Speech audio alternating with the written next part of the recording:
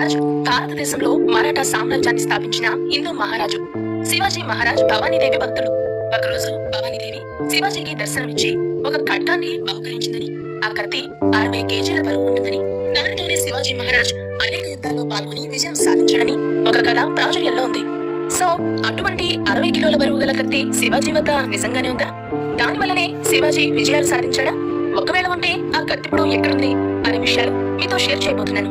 మన చరిత్ర ప్రకారం ఛత్రపతి శివాజీ మహారాజ్ దగ్గర 3 ఖడ్గాలు ఉన్నాయి. 3 అంటే 3 కాదు, చాలానే ఉన్నాయి. కానీ శివాజీ ఎక్కువగా ఉపయోగించిన, అలాగే ఆయన స్పెషల్ గా భావించిన ఖడ్గాలు 3 మాత్రమే ఉన్నాయి. అందులో మొదటిది భవానీ తల్వార్. 1659వ సంవత్సరంలో కొంకణ్ ప్రాంతంలోనే అంబాజీ సావంత్ అనే లోకల్ రూరల్ ఒకసారి సముద్రంలోనే పోర్చుగల్ నావల మీద దాడి చేసి అందులోని వస్తువులను దోచుకున్నాడు. ఒకసారి శివాజీ మహారాజ్ తీర్థయాత్రలు ముగించుకుని వస్తుండగా ఈ అంబాజీ సావంత్ వద్దకు వెళ్లాడు. శివాజీ మహారాజ్ రాకకు సంతోషించిన అంబాజీ సావంత్ కొడుకు కృష్ణాజీ సావంత్ శివాజీకి ఒక ఖడ్గాన్ని బహుకరించాలి అనుకున్నాడు. ఆ కత్తి తేలికైన బరువుతో 2 వైపులా పదును చేసి ఉంది. అంతకుముందు శివాజీ ఉపయోగించిన ఖడ్గాలు ఒకే వైపు పదును చేసి ఉండి చంద్రవంక ఆకారంలో ఉండేవి. 2 వైపులా పదును ఉన్న ఆ ఖడ్గం శివాజీకి చాలా నచ్చింది. ఆ కత్తి మీకెక్కడిది అని శివాజీ అడిగితే వాళ్ళు పోర్చుగల్ నౌకలో దొరికిందని చెప్పారు. ప్రత్యేకంగా ఉన్న ఆ కత్తిని శివాజీకి గిఫ్ట్ గా తీసుకోవడం ఇష్టం లేక వారికి 300 హాన్స్ ఇచ్చి ఆ కత్తిని కొనుక్కున్నాడు. ఒక్క హాన్ విలువ ప్రెసెంట్ కరెన్సీకి 2,40,000 రూపాయలతో సమానం. అంటే దాదాపుగా 7 కోట్లు ఇచ్చి ఆ కత్తిని శివాజీ కొనుక్కున్నాడు. ఇదే భవానీ తల్వార్. దీని వెయిట్ కేవలం 1.1 కేజీ మాత్రమే. ఈ కత్తితోనే శివాజీ మహారాజ్ చాలా యుద్ధాల్లో పాల్గొన్నాడు. ఇక రెండోది తుల్జా తల్వార్. 1662 సంవత్సరంలో శివాజీ గారి తండ్రి షాహాజీ రాజా భోంస్లే గారు శివాజీకి కత్తిని బహుమతిగా ఇచ్చాడు. ఇక మూడవ కత్తి పేరు జగదాంబ తల్వార్. శివాజీ వద్ద ఉన్న అన్ని ఖడ్గాల్లోకెల్లా ఇదే చాలా ప్రత్యేకమైనది.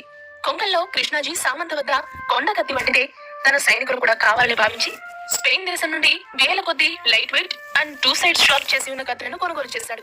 శివాజీ ఒకేసారి వేలాది కత్తులను కొనుగోలు చేయడం వలన ఆ కత్తులు అమ్మిన వ్యక్తి సంతోషించి స్టోన్స్ తో డెకరేట్ చేసిన పిడి ఉన్న ఒక కత్తిని ప్రత్యేకంగా డిజైన్ చేయించి శివాజీ మహారాజ్ కి బహుమతిగా ఇస్తాడు. ఆ కత్తి శివాజీ మహారాజ్ కి ఎంతో నచ్చింది. దానికి జగదంబ తల్వార్ అని పేరు పెట్టాడు.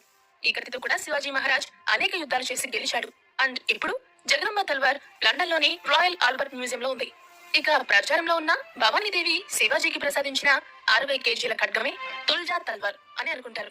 కానీ నిజానికి ఆ ఖడ్గాన్ని శివాజీకి ఆయన తండ్రి బహుకరించాడు. అయితే మరి శివాజీకి భవానీదేవి ప్రసాదించిన ఖడ్గం ఏది అంటే అసలు అలాంటి ఖడ్గమే లేదు. అలాగే భవానీదేవి శివాజీకి ప్రసాదించలేదు. ఒకసారి మీరే ప్రాక్టికల్ గా ఆలోచించండి.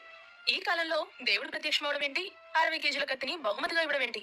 చాలా విచిత్రమైన విషయం. మామూలుగా యుద్ధం చేసే కత్తి 1 కేజీ నుండి 1.5 కేజీ బరువు ఉంటుంది. అలా లైట్ వెయిట్ ఉంటేనే ఒక చేతి కత్తితో అటాక్ చేస్తూ మరో చేతితో డిఫెన్స్ చేసుకుంటూ యుద్ధం చేయొచ్చు.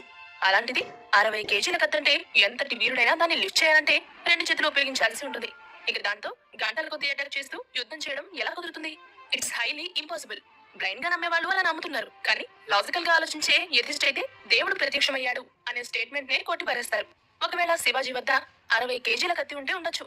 కానీ దాన్ని యుద్ధానికి కాకుండా దసరా వంటి పండుగ రోజుల్లో చేయడానికి ఉపయోగించి ఉండవచ్చు. అంతేగాని దాంతో యుద్ధం చేసి యుద్ధంలో గెలిచాడు అనే స్టెప్ మాత్రం 100% ఫెయిల్. ఇక శివాజీ జీవిత చరిత్రలో కూడా శివాజీ భవానీదేవి భక్తుడు అని మెన్షన్ చేసింది. కానీ ఆమె ప్రత్యక్షమై శివాజీకి ఖడ్గాన్ని ప్రసాదించింది అనే విషయం మాత్రం ఎక్కడా లేదు. మరి ఇటువంటి ఫేక్ స్టోరీ ఎక్కడి నుండి మొదలైందో కానీ చాలా మంది ఈ విషయాన్ని నిజమే నమ్ముతారు. ఫైనల్ గా నేను చెప్పేది ఏంటంటే, ఇలాంటి స్టోరీ విన్నప్పుడు వాటిని గుడ్డిగా నమ్మకుండా ఇది రియల్ అయి ఉంటుందా, ఫేక్ అయి ఉంటుందా అని ప్రాక్టికల్ గా అది వర్కౌట్ అవుతుందా లేదా అని ఆలోచిస్తే చాలా విషయాల గురించి మనమే నిజాలు తెలుసుకోవచ్చు. సో ఛత్రపతి శివాజీ మహారాజ్ కి భవానీదేవి 60 కేజీల ఖడ్గాన్ని ప్రసాదించింది అనే విషయాన్ని మీరు నమ్మకండి. ఇది కంప్లీట్ గా 100% ఫేక్ స్టోరీ. ఏ కత్తి వాడినా, ఏ తంత్రాలు ప్రయోగించినా శివాజీ స్వరాజ్యాన్ని సాధించాడు. కేవలం యుద్ధాలను చేసి రాజుగా మారితే సరిపోదు. రాజ్యాన్ని నిలబెట్టి పాలించే తెలివి కావాలి. మరి మరాఠా రాజ్యాన్ని స్థాపించాక శివాజీ పాలన ఎలా చేశాడు? ఆ రాజ్యాన్ని నిలబెట్టగలిగాడా లేదా? తన చుట్టూ కూడా మోసం చేసి మేకవన్నపురులు తయారయ్యారా? చివరికి తన రాజ్యం ఏమైందో తెలుసుకోవాలనుకుంటే stay tune to Kuku FM Telugu.